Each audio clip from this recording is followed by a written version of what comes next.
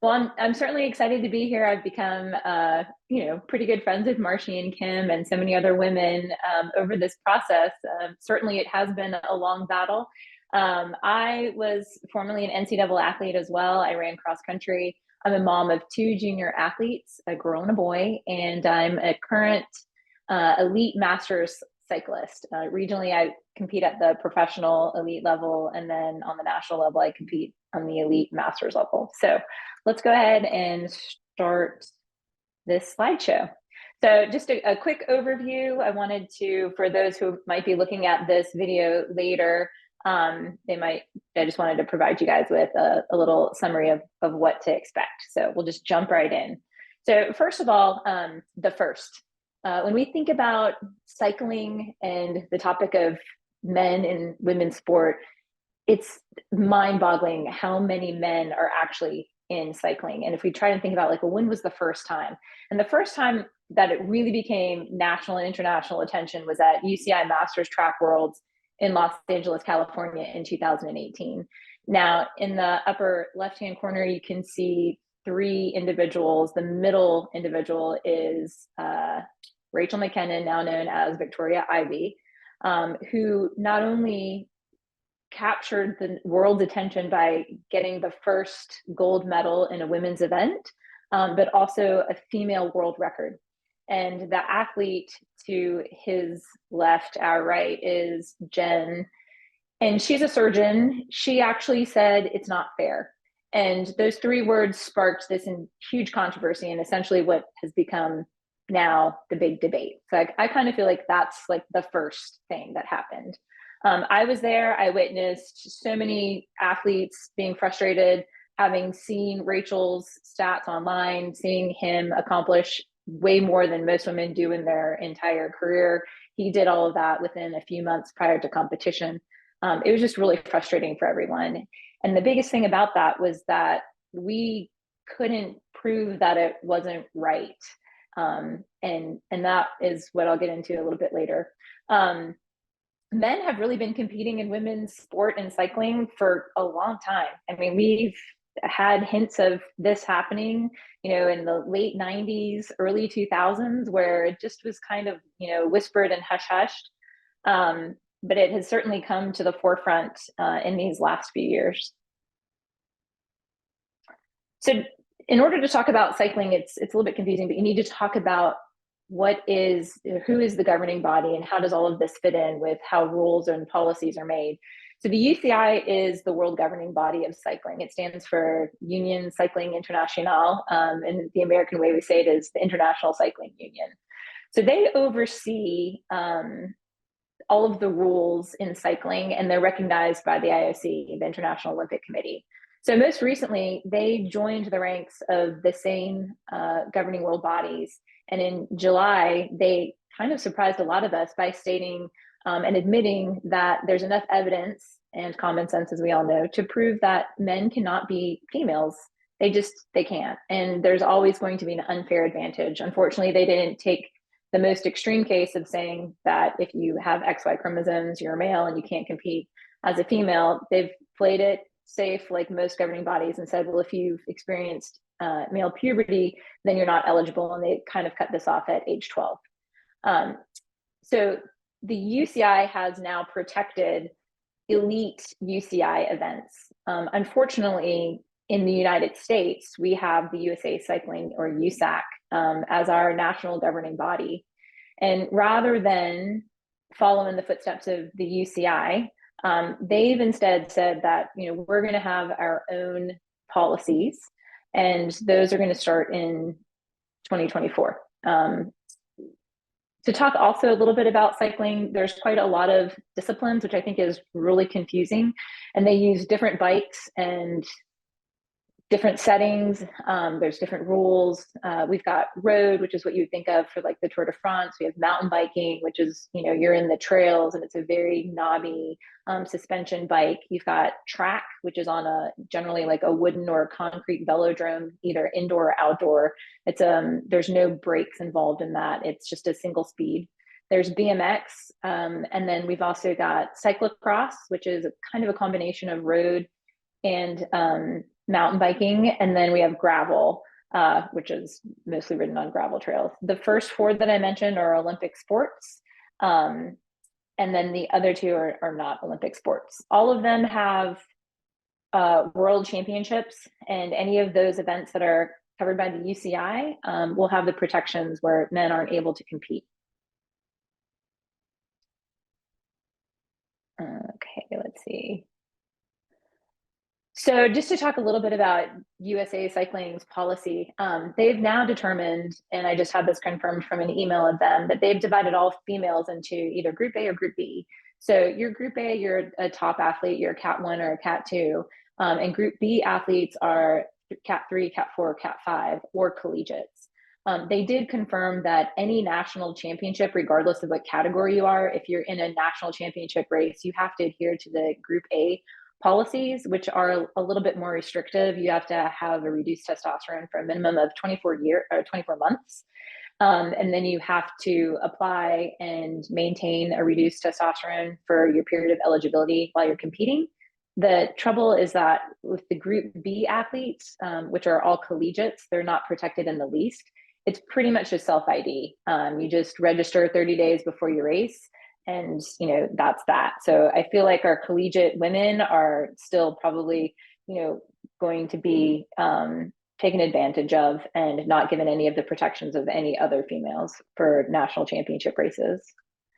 So let's just talk a little bit about why I decided to become involved, and what kind of sparked me putting myself into the forefront. And there was definitely a period, and I'll talk a little bit about it, where I just realized that the narrative was going to be owned by males, or it was going to be owned by women like me who chose to speak out. And that's just sort of the decision that I made once I just realized in my bones that this was unfair and that we needed to just keep talking about it. What happened for me is I witnessed the UCI event in LA, as I said, and then it started to happen a little bit more often, where this trans agenda was creeping into everyday life. And for me, trying to just be a person who asks questions and talk to everybody about the situation, which apparently most people, if you even ask a question, you're considered a transphobe. I started getting a lot of harassment online. And I also too found out that Mountain Bike Marathon Nationals the venue was changed from one location to another because the state that was going to host it had passed a bill protecting women in sport. And so USA Cycling decided to move it to a different location. And I decided that I was going to raise money and go race a mountain bike, which I generally don't do, in a custom jersey. And I kind of became known in a lot of circles as the custom jersey girl. And where that led me was to have a direct confrontation with these two athletes whose names you may recognize. So Austin Kilps was the first UCI elite male to take points in a women's race. I actually was in the first UCI race that he raced in Roanoke, and met him and talked with him. And as well, Tiffany Thomas, who you see on the right, he was actually there as well and knew who I was when I didn't know who he was. And he had actually come up to me and said, tell me about your opinions of transgender women in women's sport. And I gave a very politically calm response and said, I'd be happy to talk about it with you. And then that's kind of what sparked this huge controversy for me, because both of these athletes actually reported me to Safe Sport and accused me of sexual harassment and sexual misconduct. And so that was pretty much what filled up my entire year in 2021. So here you'll see the Save Women's Sports jersey that I was talking about. It definitely made me vulnerable in some races. We went back to Maryland where we were visiting family, and I did a couple of races up in the mid-Atlantic, sort of known as the Mabra series, and they're extremely woke. They've actually staged a protest because they knew that I was going to be there. And luckily I had my Save Women's Sports jersey in the car. And so I decided to stand on the podium with the Save Women's Sports jersey on. And it just kind of brought front and center to me how some people just really want to go out of their way to make it difficult for other women. And I felt like, generally if it's, bullying online, it's one thing, but it just also made me just have even more resolve to speak out about this in as many ways as I possibly could. One of the things that I realized too I think this is 2002, Cyclocross Nationals, 2021, I was working with Beth Stelzer in Save Women's Sports and was one of her ambassadors. And I realized when I was there that it was a great opportunity because we hadn't heard from USA Cycling. They'd pretty much been ignoring any of our complaints or requests for understanding how it is that these males were eligible to compete with females. And so I worked with a group of nonviolent protesters and we brought them into the race. I studied the footage of the days leading up to the race to determine where the cameras would be. And I staged them across the course. And they held up signs only when the lead rider was coming through so that the signs would be on international TV. And so there was absolutely no interaction with any of the athletes. And as a matter of fact, many of the athletes, actually all of the athletes, not a single one reported being yelled at or screamed at or interacted with in any way while they were racing. Unfortunately, most of the cycling media said the opposite and said that they were, essentially violent protesters. So their response the next year, after USA Cycling sent out they sent out a policy saying that you have to have a certain code of conduct. You're not allowed to do any sort of protests. There were no female-centered protests that year. However, a group of trans activists actually brought in 2 gun clubs. And you can see that picture on the right. And they were really bragging about how they had more than walkie-talkies. They were wearing balaclavas, and it was a pretty frightening experience, not only for USA Cycling, but for all of the individuals who were at that race that year. Of course, there weren't really any repercussions from that. The last protest that we did, and this was right before the UCI decided to change their policy. Austin Kilps at this point by 2023 had gone from being, a top 10 finisher in the cyclocross events, which was his first his first year actually competing at the UCI level. Within the next year, he was already one of the top cyclocross females in the United States. But then he was also taking on really high performances. He was excelling and winning really large races, the Tour of Gila. And he actually had come to Knoxville to race in the professional race. And that's when we joined together with Inga Thompson, who had sponsored me with a jersey, and put together a protest and a rally. And Riley Gaines was there, and it was really great. We had a lot of positive feedback from a lot of the professional riders, the coaches, the directors. And I thought one of the best things was, protesting on the course and having the actual race officials on the motorcycles giving me the thumbs up. I mean, I feel like everybody's really been silenced about this issue. How have I contributed to the debate? So, I'm a stay-at-home mom. I have 2 young children. They're 9 and 11. And, I have been working on this for literally 7 years, whether racing against males in female sport, talking about it with whomever I possibly can. But I've had the unique, I feel, opportunity to really use my voice to talk in a very clear and concise way, in a very practiced way about the debate and why it's not fair. And I can't emphasize enough, the most important thing in all of this is just to maintain communication about why this isn't fair and helping to have everyone realize, whether they agree with you or not, what the merits of the case are. And it really does come down to common sense and science and just the simple fact that males do not belong in female sport. So I not only worked with Beth Stelzer, and we did a couple of podcasts, but I've been on the Laura Ingraham show, which was pretty phenomenal.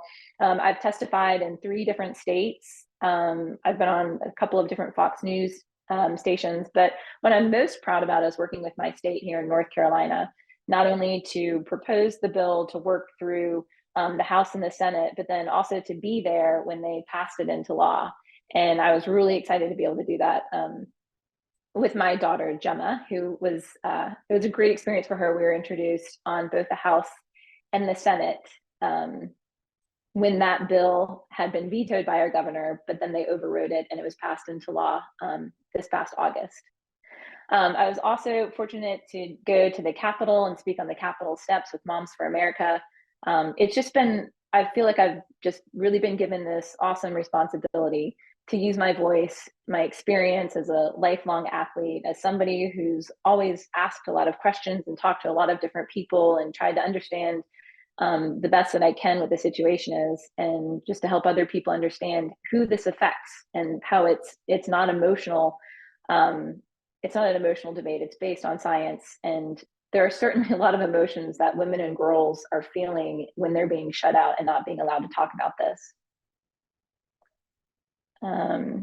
Another thing that I'm really proud of is that I was able to write an opinion piece for the Carolina Journal.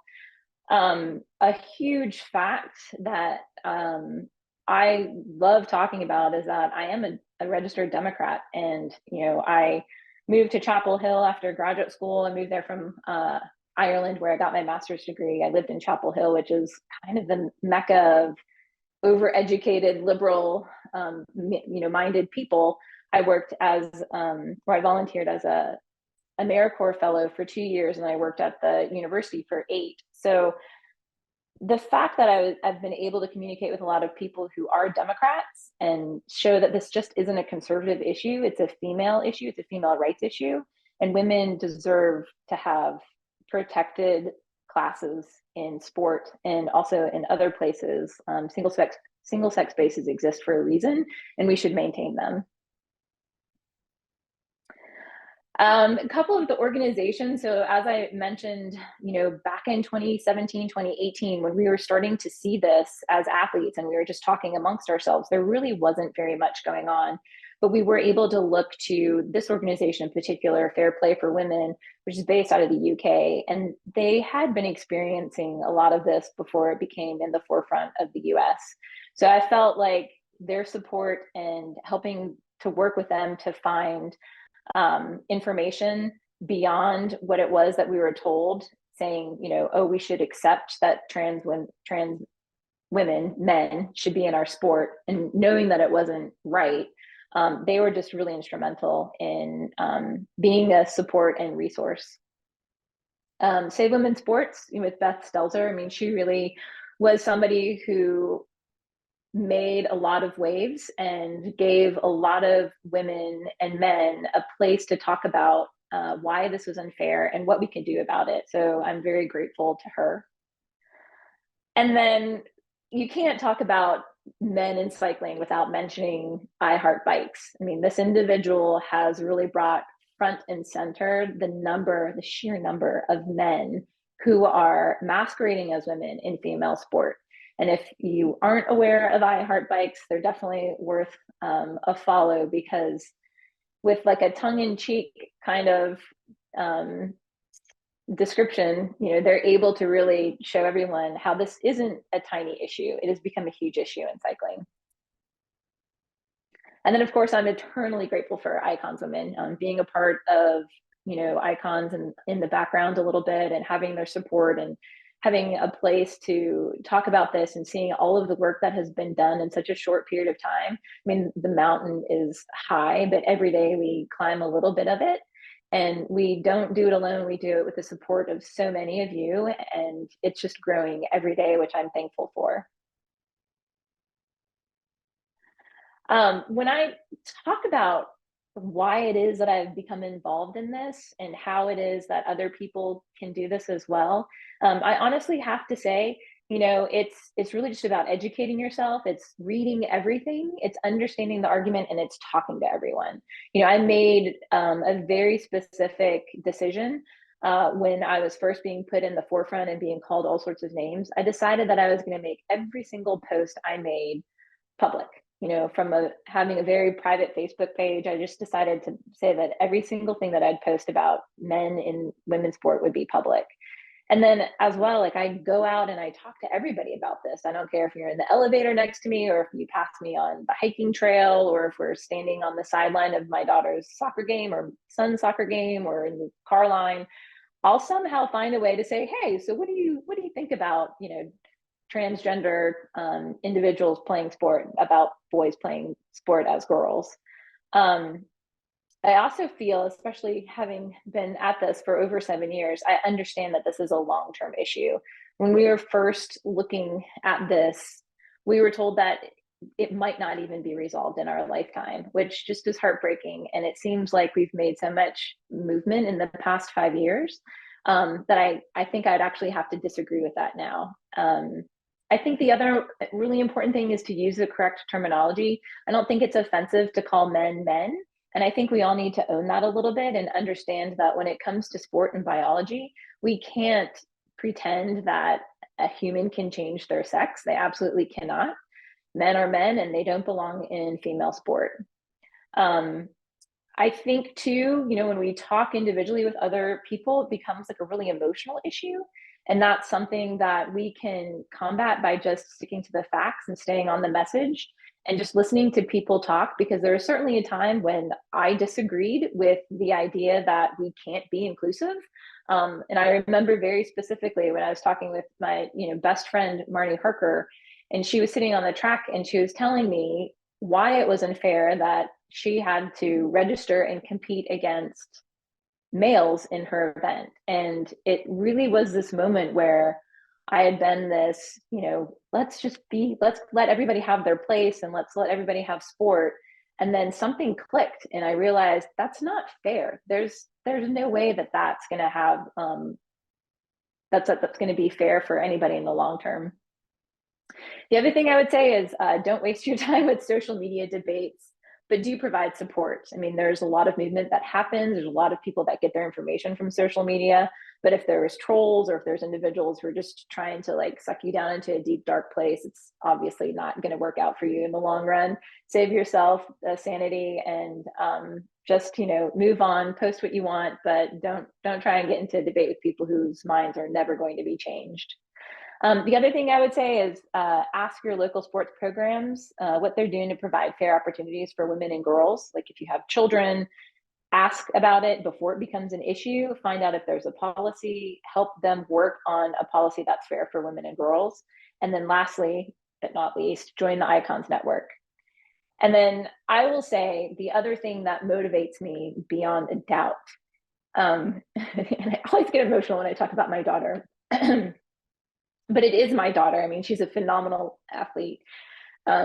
She just recently was on the national podium at cyclocross. She got 5th place in her first ever race. She's a wonderful soccer player. She's about to test for her black belt in Taekwondo. She loves snowboarding. I want her to have the opportunities that I had. I've been an athlete my entire life, and it helped me not only choose my college, but succeed at college with a full ride, 4 years of being a leader and an athlete at my university and also beyond. You know, I feel like I am still a really competitive athlete, but we're definitely at opposite ends of our athletic journeys. And I want to do everything to not only ensure that she, but that, you know, all girls have an opportunity for safe and fair sport.